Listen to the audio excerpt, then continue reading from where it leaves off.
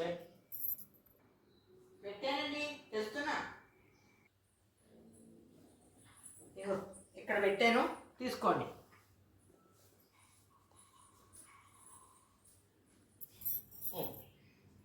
ఇక్కడ ఉంటే అక్కడ పడతావేంటి? సరే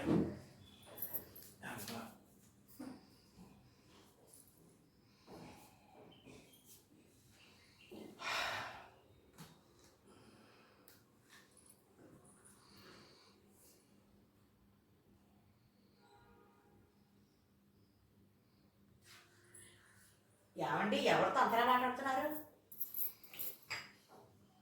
నేనా? ఎవరితో మాట్లాడతానయ్యా అంతలా? నీతో తప్ప. అంత వద్దు కానీ ముందు ఎవరితో మాట్లాడుతున్నారో అది చెప్పండి. అబ్బా, పొద్దున్నే బోల్డ్ అంత మందితో మాట్లాడుతూ ఉంటాం. ఎవరితో అంటే ఎలా చెప్పగలం? అదే టీ కప్పులో కూర్చొని మాట్లాడేదే అది. టీ కప్పులోనా? టీ కప్పుతోనా? కాదు, టీ కప్పులోనే. అదేనండి, పార్కులో ఉన్న టీ కప్పులో. ఓహో, అక్కడ. అయినా ఎవరితో మాట్లాడాలంటే ఏమొస్తుందో కర్మ. అవును, ఎర్ర చీర కట్టుకున్న ఆవిడతోట, నల్ల చీర కట్టుకున్న ఆవిడతోట, ఆకుపచ్చ చీర కట్టుకుని వచ్చింది ఆవిడతోట, లేక తెల్ల చీర కట్టుకొచ్చిన ఆవిడతోట? ఓహో, అంతమందితో మాట్లాడతారన్నమాట. సర్లేండి, తెల్ల చీర కట్టుకున్న ఆవిడతో ఏం మాట్లాడారు అది చెప్పండి. ఓ, ఆవిడ చాలా మంచి ఆవిడ. ఆహా, అది నాకెలా తెలుస్తుంది? ఇంకో సాక్షాత్తు నీ ముగ్గురు ఉండి నేనే చెప్తున్నాగా. అందుకే కదా అనుమానం. ఏమై లోకంలో ఎర్ర చీర కట్టుకున్నదల్లా నా పెళ్ళన్నట్టుగా నేను మాట్లాడే ప్రతి వాళ్ళతోటి నాకు ఏం మాట్లాడాను అని అనుమాన పట్టడం అనేది బాగోలేదయ్యా. అవునవును, మీకెందుకు బాగుంటుంది? నొప్పి మీకు కాదుగా, నాకు. అందుకని నాకు బాగోదు. ఇంతకీ ఏంటంటావు? నేనేమంటాను, అంతసేపు ఏం మాట్లాడుకుంటారో అని అడుగుతున్నాను. ఏం మాట్లాడుకున్నానంటే అది చెప్తే అర్థం కాదు. అదో అనిర్వచనీయమైన అనుభూతి. ఓహో, అంటే చాలా దూరం వెళ్ళిపోయారన్నమాట. ఎక్కడికి వెళ్ళాం? అక్కడే ఉన్నాక ఎదురుబోదుగానే కూర్చుని మాట్లాడుకున్నాం. అదే మధ్య మధ్యలో కనిపించకుండా కప్పులు వచ్చి తల కిందకు వచ్చారు. అది అంతే, అదో విధానం. అదే విధానం అండి, నా బొంద విధానం. ఓ పక్క నడుస్తూనేనా చూస్తూనేనా ఈలోగా ఆవిడతో పులిహార కలిపేశారు. అదో విధానం అట్టుబడి పైగా వెనకేసుకు రావడం. అయ్యయ్యయ్యో, ఏదో దగ్గరకు వచ్చి చూసినట్టు అలా మాట్లాడేకూడదయ్యా. ఆహా, మరి అలా మాట్లాడాలో?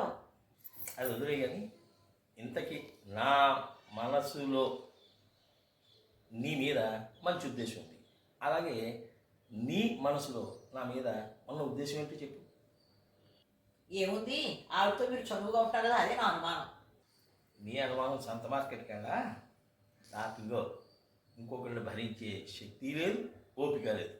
అర్థమైందా? మరి అలాంటప్పుడు అంత క్లోజ్గా ఏదేదో మాట్లాడేసుకుంటున్నారు. ఇంకో రేపు నువ్వు కూడా వచ్చి ఆవిడతో సరదాగా మాట్లాడు. బాగుంది, చాలా బాగుంది. మీరెందుకు మాట్లాడుతున్నారు? నేను అడుగుతుంటే నన్ను వచ్చి మాట్లాడమంటారేంటి? మీరు మాట్లాడవే పెద్ద చండాలం, మరి నేను ఒకటి. మరి లేకపోతే నువ్వు అడుగుతున్నది ఏమైనా బాగుందా అని. ఏమడిగాను? క్లారిఫికేషన్ అడిగాను. ఆవిడ యోగా టీచర్.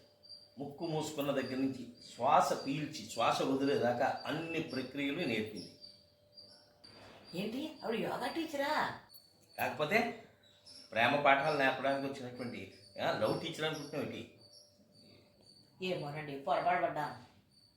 పడతావయ్యా, పడతావు. జీవితం అంతా ఇలాంటి అనుమానాలతోనే పడుతూ లేస్తూ ఉంటావు. దాన్ని అలా చంపుతూ ఉంటావు. మిమ్మల్ని ఎందుకు చంపుతారండి? ఏదో జస్ట్ అడిగేదంతే. అందుకే ఈ దిక్మాల అనుమానాలు ఎందుకు. కానీ నువ్వు రేపు కూడా వస్తే ఇంకా ఆ నడక మానేసేసి నువ్వు ఆ యోగా క్లాసులో చేరు, బాగుంటుంది నీకు. నేను ఆల్రెడీ నడుస్తున్నానుగా. ఇగో నువ్వు నడిచేది చాలు. రేపటి నుంచి ఏం చేస్తావంటే ఆ యోగా క్లాసులు ఏవో నువ్వు తీసుకో, అర్థమైందా? అది నేర్చుకో అక్కడ. నేను నువ్వు చేసే పని చేస్తాను, చుట్టూ నడుస్తూ ఉంటాను, ఆ సౌందర్యాలంతా పార్కులో ఉన్నటువంటి దాన్ని ఆస్వాదిస్తూ ఉంటాను, సరేనా?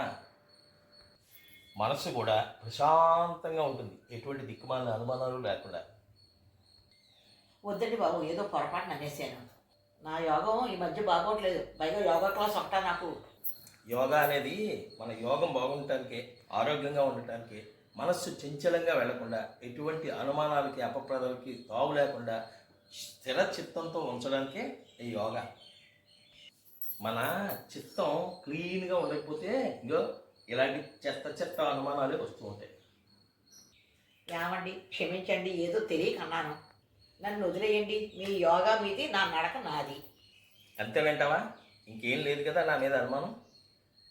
అస్సలు లేదు, మీ మీద కానీ ఆవిడ మీద అస్సలు లేదు. సంతోషం. ఇంకా నువ్వు వెళ్ళి నీ పని చూసుకుంటే ఈ చల్లారిపోయిన టీని తాగుతాను. ఏం చేస్తాం, కర్మ. ఏమిటో పొద్దున పొద్దున ఎవరి మొహం చూసానో ఏంటో.